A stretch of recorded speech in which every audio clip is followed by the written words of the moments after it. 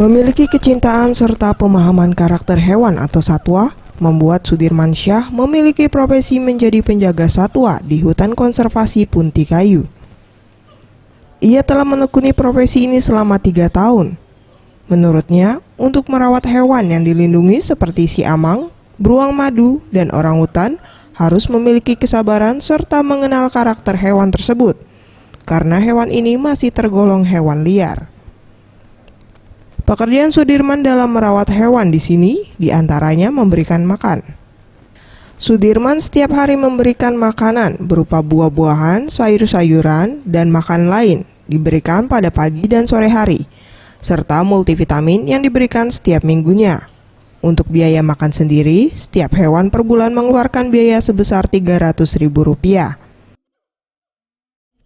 Kalau makannya 3 kali sehari kan, pisang, pepes, papaya, sama nasi. Kalau masalah elang itu ikan kan biasanya. Burung merak ini jagung giling itu kan.